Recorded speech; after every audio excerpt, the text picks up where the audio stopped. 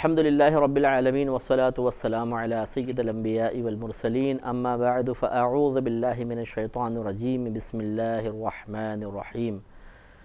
سورہ زمر چل رہی تھی اور اس کی تقریباً 21 آیات کی تفسیر مکمل ہو گئی تھی۔ آپ پچھلے پروگرامز میں دیکھ رہے ہیں کہ اللہ تبارک و تعالیٰ نے خصوصاً اس صورت میں دو گروہوں کا اکثر ذکر فرمایا ہے، ایک کو دوسرے کے مقابل ذکر کیا ہے، ایک کی مدح فرمائی ہے، دوسرے کی مذمت فرمائی ہے۔ اب جو آگے آیت آ رہی ہے اس میں بھی یہی معاملہ ہے۔ ارشاد فرمایا کہ افمن شرح اللہ صدرہ للاسلام،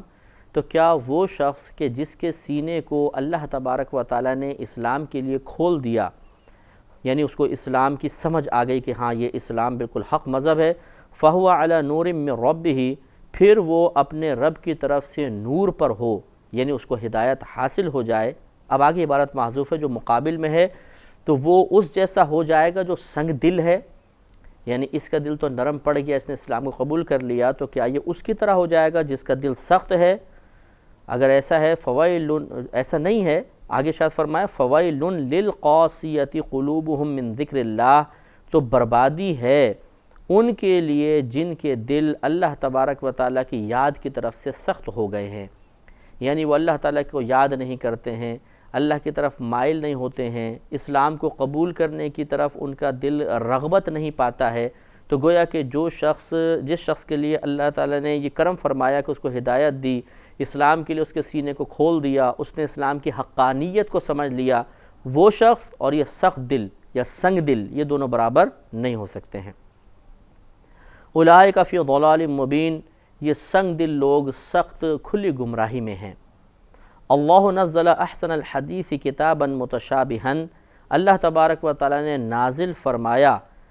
اچھی کتاب، یعنی باتوں میں سے سب سے بہترین ایک کتاب کی شکل میں، متشابہا، جس کی جو آپس میں ملتی جلتی ہیں، یعنی اس کے مضامین آپس میں ایک جیسے ہیں، مثانیہ، دوہرے بیان والی۔ مثانیہ سے مراد، دوہرے بیان سے مراد یہی ہے کہ یا تو اس کا مطلب یہ ہے کہ ہر آیت کے دو پہلو ہیں، ایک ظاہری اور ایک باطنی۔ ظاہراً آپ پڑھتے ہیں ایک مفہوم حاصل ہوتا ہے، اور پھر جب اس کی تفسیر شروع کی جاتی ہے اور اللہ تبارک و تعالیٰ کے مقصود کی تعیین کی جاتی ہے تو ایک اور معنی بھی سامنے آ جاتا ہے، اس لحاظ سے دوہرے بیان والی ہے۔ یا یہ مراد ہے کہ تقابل کے طور پہ چیزیں بیان ہوئی ہیں، جنت تو اس کے مقابلے میں دوزخ، دنیا اس کے مقابلے میں آخرت، مسلمان اس کے مقابلے میں کافر، ایمان اس کے مقابلے میں کفر، اسی طرح علم اس کے مقابلے میں جہالت۔ تقشعر منہ جلود الذین یخشون ربہم، تو کھڑے ہو جاتے ہیں اس کی وجہ سے جلود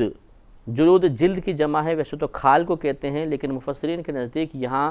بال مراد ہیں، کہ کھڑے ہو جاتے ہیں اس کی وجہ سے بال، الذین، ان لوگوں کے بال جو یخشون ربہم، اپنے رب سے ڈرتے ہیں۔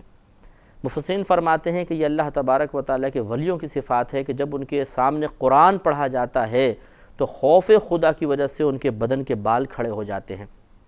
اللہ نہ کرے کہ کبھی ہم پر یہ وقت آئے، لیکن بڑی بات نہیں، ایک کتا اگر خطرناک قسم کا ہمارے سامنے آ جائے اور وہ بڑے بڑے دانت نکالے اور قریب ہے کہ وہ ہم پہ حملہ کرے، اس وقت جو انسان کی کیفیت ہوتی ہے کہ خوف شدید ہوگا اور اس کے جسم کے بال کھڑے ہو جائیں گے، رونگٹے کھڑے ہونا جس کو کہتے ہیں، کہ یہ شدید جب حقیقی خوف انسان کو حاصل ہوتا ہے تب یہ کیفیت حاصل ہوتی ہے۔ یہ مثال میں نے اس لیے دی کہ ہم جو عام انسان ہیں، شاید ہمیں قرآن پڑھ کر یا سن کر کبھی یہ کیفیت طاری نہیں ہوگی، کیونکہ اللہ تبارک و تعالیٰ کی اور اخروی احوال کی درست معرفت، کامل معرفت ہم کو حاصل نہیں ہوتی ہے،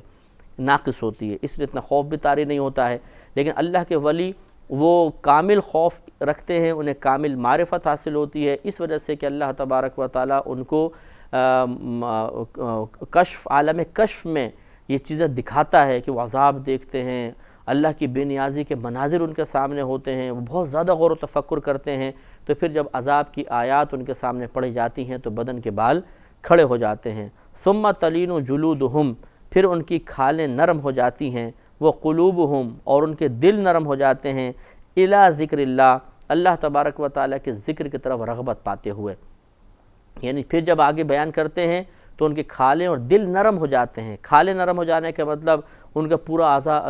جسم جو ہوتا ہے وہ نرمی کی طرف مائل ہوتا ہے، دل بھی نرم ہو جاتا ہے، اور وہ اللہ تبارک و تعالیٰ کی طرف بہت زیادہ مائل ہو جاتے ہیں، ان کے دل آخرت کی طرف کھینچنا شروع ہو جاتا ہے اور دنیا سے بے رغبتی بڑھ جاتی ہے۔ ذالک ھدی اللہ،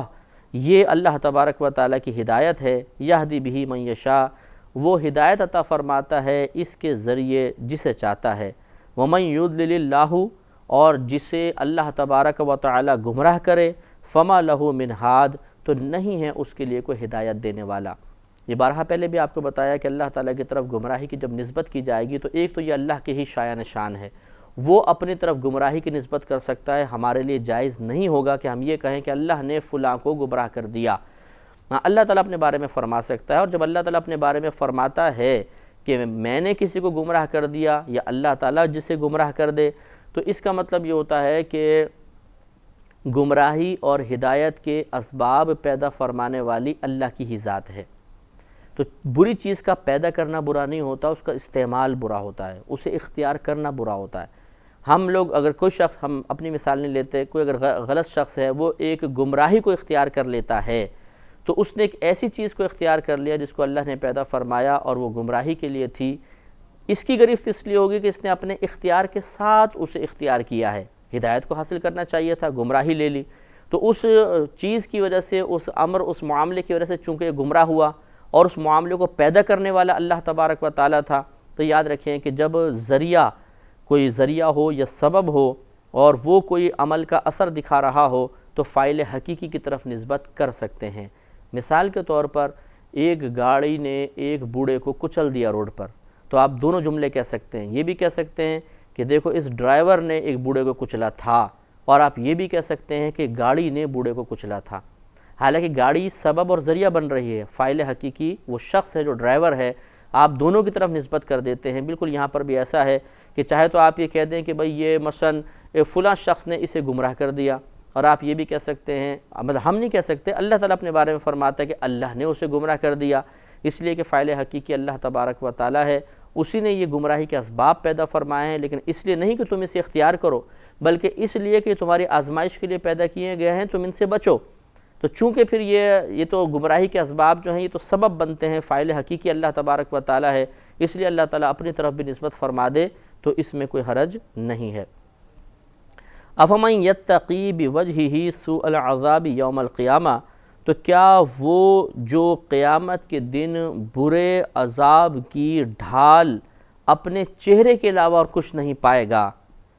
اب یہاں پہ پھر تقابل کے طور پہ نہیں ذکر کیا گیا، وہ نجات والے کی طرح ہو جائے گا،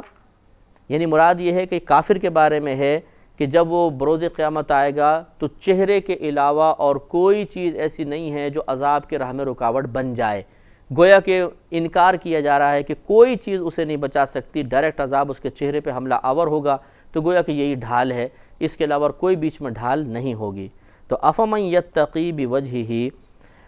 تو کیا وہ شخص کہ نہ پائے گا، وہ اپنے چہرے کو بچائے گا سوء العذاب یوم القیامتی، عذاب کی برائی سے قیامت کے روز، یعنی وہ شخص جو یہ بچانے کی کوشش کرے گا لیکن بچا نہیں پائے گا، کوئی ڈھال نہ پائے گا، یا اس کی طرح ہو جائے گا جو نجات پا چکا ہے، ایسا نہیں ہو سکتا۔ وقیل للظالمین، اور کہا جائے گا ظالموں سے، ذوقوا ما کنتم تکسبون، تم چکھو وہ عذاب، تم چکھو یہ عذاب، چکھو ما کنتم تکسبون، وہ جو تم کیا کرتے تھے، یعنی یہ عذاب ان اعمال کا بدلہ ہے جن کو تم کیا کرتے تھے، اب گویا کہ انہی اعمال کا مزہ تم یہاں پر چکھو۔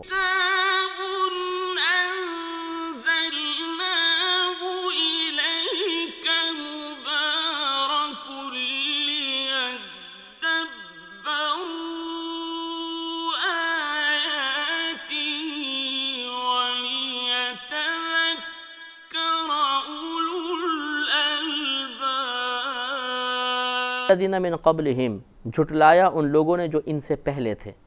یعنی ان کفار سے پہلے تھے، انہوں نے بھی انبیاء علیہ السلام کی تکذیب کی تھی۔ فَأَتَاهُمُ الْعَذَابُ مِنْ حَيْثُ لَا يَشْعُرُونَ، تو آ گیا تھا ان کے پاس عذاب ایسی جگہ سے کہ وہ شعور بھی نہیں رکھتے تھے۔ فَأَذَاقَهُمُ اللَّهُ الْخِزْيَ فِي الْحَيَاةِ الدُّنْيَا، تو چکھایا انہیں اللہ تبارک و تعالیٰ نے ذلت و رسوائی دنیا کی زندگی میں، یعنی دنیاوی حیات میں انہیں ذلت اور رسوائی کا مزہ چکھایا، وَلَعَذَابُ الْآخِرَةِ اکبر، اور ضرور آخرت کا عذاب بڑا ہے، لَوْ كَانُوا يَعْلَمُونَ، کیا ہی اچھا ہوتا کہ وہ اس کو جانتے، یعنی اس کا علم رکھتے، اس کا شعور رکھتے، لیکن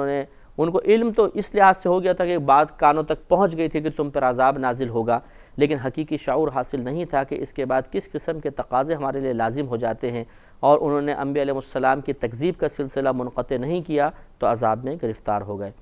وَلَقَدْ ضَرَبْنَا لِلنَّاسِ فِي هَذَا الْقُرْآنِ مِنْ كُلِّ مَثَلٍ لَعَلَّهُمْ يَتَذَكَّرُونَ، اور ضرور بے شک ہم بیان کرتے ہیں لوگوں کے لیے اس قرآن میں ہر قسم کی مثال تاکہ وہ نصیحت حاصل کریں۔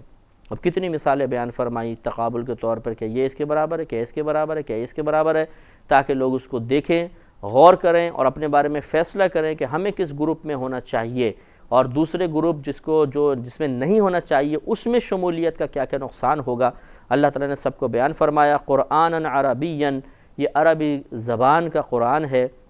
غیر ذی عوج، بغیر کسی نقص کے، اس میں کوئی نقص نہیں ہے، کوئی آیات میں تعارض نہیں ہے، کوئی جھوٹی بات نہیں ہے، کوئی غلط قسم کا جملہ نہیں ہے، لعلہم یتقون، تاکہ وہ ڈریں۔